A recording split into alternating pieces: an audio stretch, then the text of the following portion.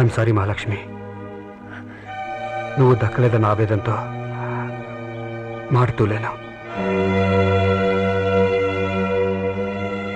ఇన్నాళ్ళు భర్త అంటూ ఒకడు ఉండటంతో, అతను ఎలాంటి వాడైనా తాళిబొట్టు కట్టినవాడవడంతో కాదనలేకపోయావు.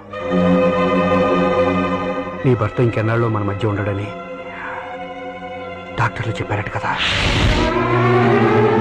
ఏ భర్తనైతే వదిలేసి నా దగ్గరికి రాలేకపోయావో అతనే నిన్ను వదిలి నా దగ్గరికి పంపిస్తున్నాడు.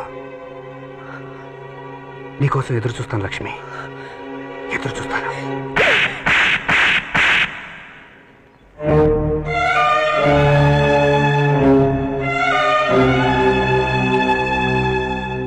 నీకన్నా కుక్కలయ్యో చేయి కొట్టగానే వెళ్ళిపోతాయి. శవం పక్కన చేరి సంసారం చేస్తానంటున్నావు. నువ్వు ఒక మనిషివేనా?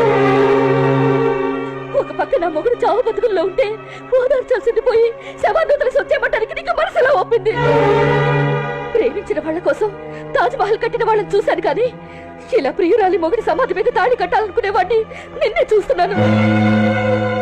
నా భర్త చితిమంటల చుట్టూ నాతో కలిసి 7 అడుగులు నడుద్దామనుకున్న నీది ప్రేమ కాదు, నన్ను ఎలాగైనా సాధించాలన్న స్వార్థం. నా భర్తకు గుండె పాడైపోయింది కానీ నీకు అసలు గుండె అనేదే లేదు.